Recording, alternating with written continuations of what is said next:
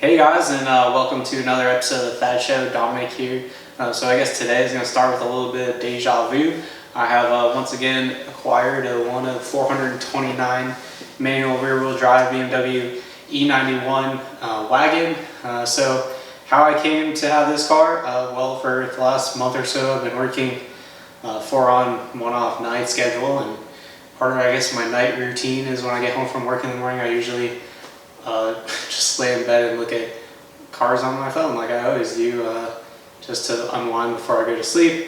And I was doing my daily manual wagon search, and I saw this e91 wagon come up manual, and I saw the price of it, and I'm like, well, there's no way that is a actual manual. It's got to be an automatic. And of course, you know, they get mislisted all the time, where they list an automatic that as a manual just because it has a Steptronic, even though, yeah, whatever. I digress. Anyways, I looked at the pictures. That's usually how I confirm it's actually a manual, and it turned out it was an actual manual. And then I was a little bit skeptical of whether it was actually a rear-wheel drive or an all-wheel drive. It was in Florida, so I kind of felt like it might be a rear-wheel drive. But anyways, I wasn't really expecting it to be anywhere that I could actually look at the car or travel to and get the car in an amount of time to get back here and have to work, because I was only getting 1 day off at a time. But it turned out it was in this place in Florida I had never even heard of before, so I looked it up on a map, and it was like just outside of Daytona Beach. And my parents live kind of between Tampa and Orlando, and so it was like an hour-and-a-half drive. And my dad's not much of a car person. I wasn't really expecting him to be so willing to go look at it, but I told him about the car and what I thought it was worth compared to what it was listed to, and he agreed, and he went the same day to go look at it. And basically my only stipulation was, does the car move under its own power? He thought the car was in pretty good shape, which aesthetically it is pretty good shape, and the little bit I've driven it seems okay, but it definitely has some things that are going to need addressed to it. So I think this video is just going to be I'm just going to go through it and try and figure out what I'm going to have to do to correct it. Yeah, if I was good at flipping cars or whatever, I would just list it for sale and take the money I could make on it, because I think I could do all right on it. I actually paid even less for this one than the last one I bought. I spent thousands of dollars and probably get little to none of it back, because that's just what I do. I guess when I first bought the car, I actually thought about doing an N54 swap to it, which I might still do. That is on my radar. But I kind of felt bad because there was only 429 of these manual rear-wheel drive, just NA N52s, or I think they had N51 for 2006, and then 2007 on was the N52, but they only made 429 of them manual rear-wheel drive. So I feel like if I was going to do an N54 swap, I'd probably just try and find an automatic car in like a color combination I really like and do that. Although I do like this one. I'm not typically a fan of black on black, particularly black interiors I'm not crazy about, but I do like this one. It has like this kind of like walnut trim in it that I actually really like. It was actually the same interior trim I had in my e92 coupe, but that car had the cinnamon brown interior, which the two of them, or the walnut and the cinnamon brown in my opinion, didn't really go overly well together. But now I've kind of shied away from doing the N54 swap just because I want to keep it a little bit more pure and true to its nature. So some things that I've noticed are wrong with it so far is definitely the front suspension is like completely shot. It pogo sticks when you push on this front corner right here. And then also I noticed that the boot was like pulled down a little bit on the front strut. So I reached in there to like push it back up, and the bump stop just completely disintegrated in my hand. So yeah, it's definitely going to need suspension 4 corners. I don't know if I'm going to try and do an upgrade suspension, or typically I really like BMW stock suspension, so I might just keep the same springs and just go with an OE replacement strut. I think keeping it in N52 form, I'm probably going to maybe try and get the 3-stage intake from the 330i, which adds about, I think, like 40 or 45 horsepower, which takes it up to like 270 or something like that. Other stuff I know for sure that it needs is, well, or at least needs corrected. The front seat right now, the rail goes like to just the point where I'm barely comfortable driving it as far as going forward, because the rail on it is all rusted. Maybe this car was from up north before. I didn't actually run the Carfax on it when I got it. I did an auto check to make sure I had no accidents or whatever. That was it. But it does have a little bit of rust. I don't know if Florida cars from the humidity rust or not, but there's a little bit of rust on like fasteners and stuff. I haven't noticed like any corrosion as far as like body panels go or anything like that. But the seat rails are rusted, so the seat kind of doesn't move all the way forward and all the way back. So I'll take the seat out and clean the rail and try and get that freed up. But also I'd like to get some sports seats.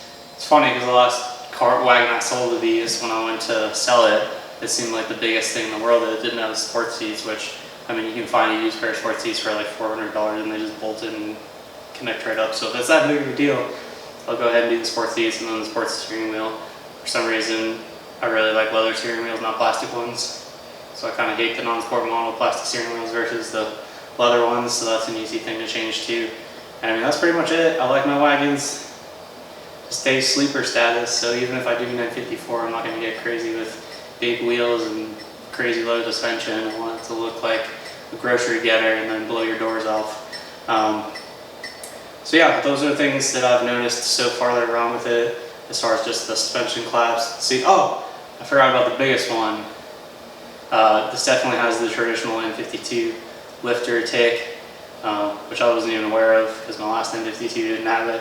But apparently it's a pretty common thing for them and not actually bad for the engines. It's just something they do. It's probably because the car hasn't been driven that much. It just needs the lifter pumped up. But anyways, I'm going to do an engine flush, change the oil, and then put some lifter additive, and then just drive the car and hope that fixes it. And if not, then I'm just going to live with it because it's a car with 130,000 miles on it. I mean, I guess I could always try and find a used N52 head, which I'm sure is not that expensive. But really, it just sounds annoying. It doesn't actually bother me. Well, I think that's all I can think of as far as the video intro goes. Let's go ahead and make another espresso, and then we'll get this thing jacked up and see what else we can find wrong with it that I haven't discovered so far.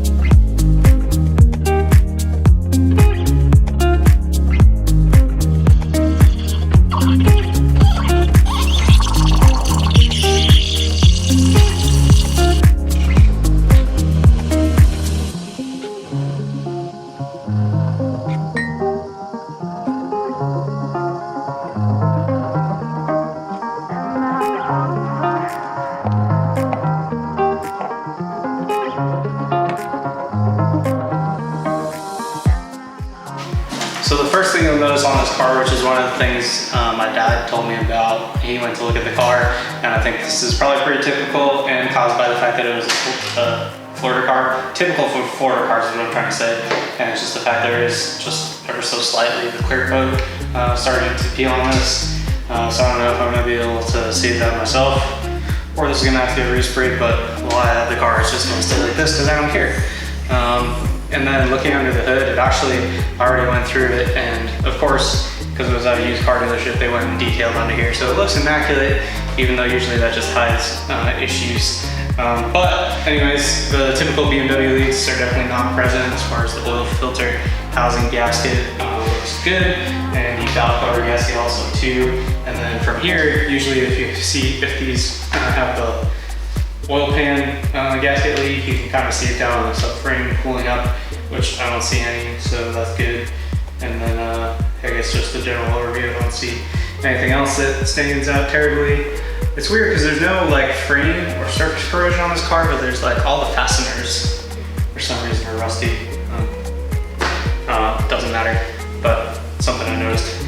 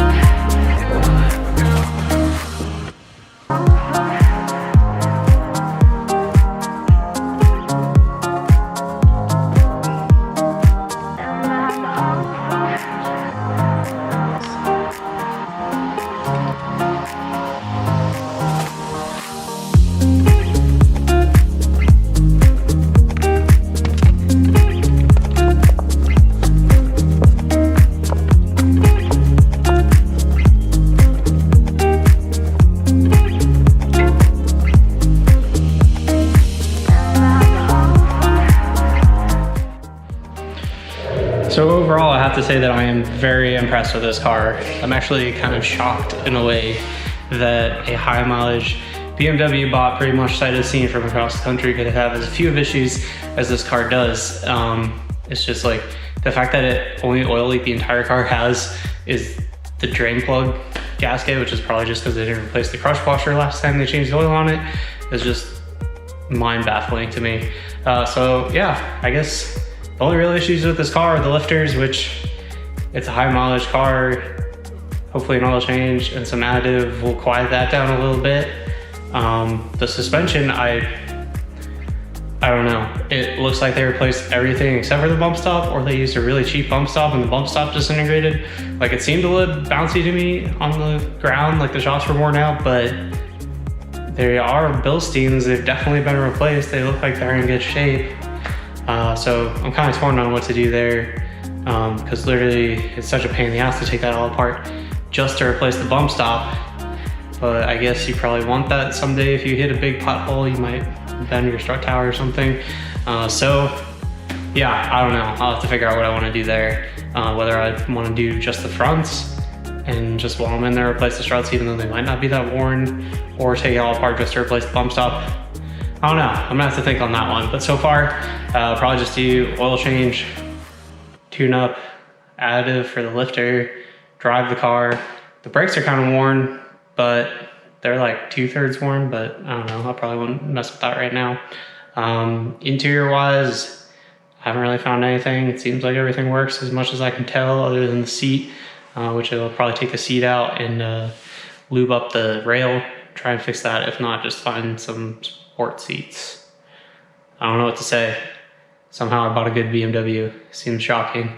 I was expecting like everything to be wrong with it, but like all the I cannot believe how good the bushings are in this car. Like, they look brand new. But I guess sometimes you win some and you lose some, and I guess on this one I might have actually won for once. But anyways, hope you guys like this video. Stay tuned for more content on my next new to me E91 wagon. Thanks for watching.